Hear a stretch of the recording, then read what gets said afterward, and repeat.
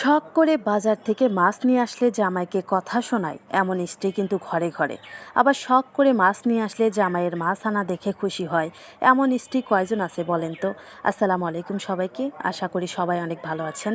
চলে আসলাম নতুন একটা ভিডিও নিয়ে। আশা করি আজকের এই ভিডিওটা আপনাদের কাছে অনেক ভালো লাগবে, তাই কেউই আজকের এই ভিডিওটা স্কিপ করবেন না, সবাই সম্পূর্ণ দেখবেন। নদীর একদম তরতাজা মাছ, এই মাছগুলো খেতে কিন্তু খুবই মজা লাগে। এটা হচ্ছে বাইলা মাছ, আমাদের সিরাজগঞ্জের ভাষায় ওই মাছটা হচ্ছে বাইলা মাছ, আর এটা হচ্ছে বাটা মাছ। আর এখন যে মাছগুলো দেখতে পারতেছেন, এখানে আছে চিহাসি মাছ এবং খোসল্লা মাছ। আমি সবগুলো মাছ ঢেলে নিচ্ছি, ঢেলে আপনাদেরকে একটু দেখাই। এই মাছগুলো কিন্তু আমাদের পাশের যমুনা নদীর মাছ, একদমই টাটকা। এগুলো আমাদের গ্রামের হাট থেকে এইমাত্র আমার হাজব্যান্ড নিয়ে আসে। এখানে কিন্তু অনেকগুলো মাছ রয়েছে, আর এই মাছগুলো কাটতে কিন্তু অনেক সময় লাগবে। তবুও কিন্তু আমাদের কারোরই মন খারাপ করা চলবে না। কেন চলবে না? কারণ ছেলেরা কেন পরিশ্রম করে? স্ত্রী সন্তানের জন্যই তো পরিশ্রম করে।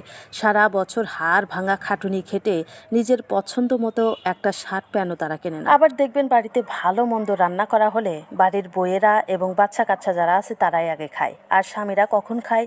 সারা দিন হাড় ভাঙা পরিশ্রম করে রাতে আসে, এবং রাতে তার জন্য যেটুকু রাখা হয়, যেটুকু দেয়া হয়, সেটুকুই কিন্তু তারা খায়। তারা কিন্তু মুখ দিয়ে একটা কথাও বের করে না যে আমি এরকম খাবো না, আমার জন্য এটুকু রেখেছো কেন, বা এরকমটা রেখেছো কেন। যেরকম দেয়া হয় সেরকমটাই খায়। কেন খায়?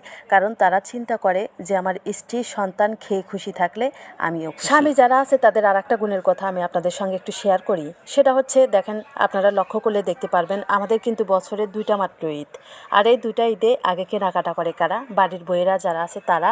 আর ছোট ছোট সন্তান বাচ্চা কাচ্চা যারা আছে তারাই কিন্তু আগে কেনাকাটা করে।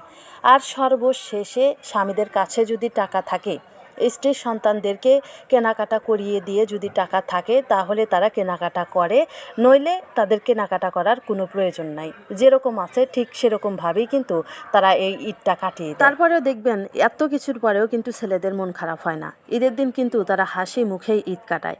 আর এই কাজটা যদি একটা মেয়ের সঙ্গে হতো, ঈদের দিন যদি সে কেনাকাটা না করতো, তাহলে কি হতো আপনারা একটু বলেন। যাই হোক, ছেলেরা কিন্তু মেয়েদের জন্য অনেক কিছু করে। একজন ছেলে হিসেবে সংসারের কিন্তু অনেক দায়িত্ব পালন করে। তারপরে দেখবেন সংসারে এমন কিছু কিছু স্ত্রী আছে যারা সব সময় স্বামীকে একদম আঙ্গুলের উপরে রাখে, সব সময় কথা শোনায়।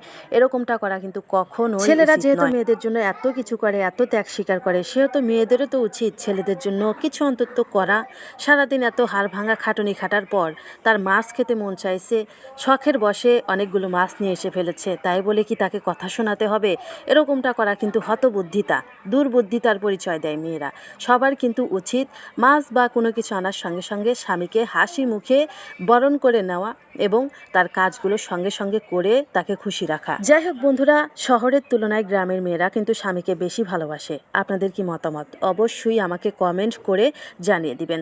আর একটা কথা, সেটা হচ্ছে, যদি ভিডিওটা আপনাদের কাছে ভালো লেগে থাকে, দয়া করে লাইক, কমেন্ট, শেয়ার করে দিবেন। আর আমার এই ছোট্ট চ্যানেলটাকে সাবস্ক্রাইব করে দিবেন। আর যারা পেজ থেকে দেখলেন, অবশ্যই আমার এই ছোট্ট পেজটাকে ফলো দিয়ে দিবেন। আপনাদের সঙ্গে অনেক কথাই বললাম, আপনাদের সবারই মন মানসিকতা হয়তো এক নয়, তবুও যদি ভুল হয়ে থাকে আমাকে ক্ষমার দৃষ্টিতে দেখবেন। কিন্তু আমার মাছ কাটা প্রায় শেষের মধ্যে। এবার এই মাছগুলোকে আমি সুন্দর করে ধুয়ে পরিষ্কার করে কিছু রান্নার জন্য রাখবো, আর বাকি মাছগুলো আমি ফ্রিজে তুলে রাখবো। আপনাদের কাছে আমার অনুরোধ, অবশ্যই আপনাদের মূল্যবান মতামত কমেন্টে জানিয়ে দিয়ে যাবেন। সবাই ভালো থাকবেন, সুস্থ থাকবেন। পরবর্তী ভিডিওতে আবারও আপনাদের সঙ্গে দেখা হবে এই প্রত্যাশায় আজকে শেষ করছি। আল্লাহ হাফেজ।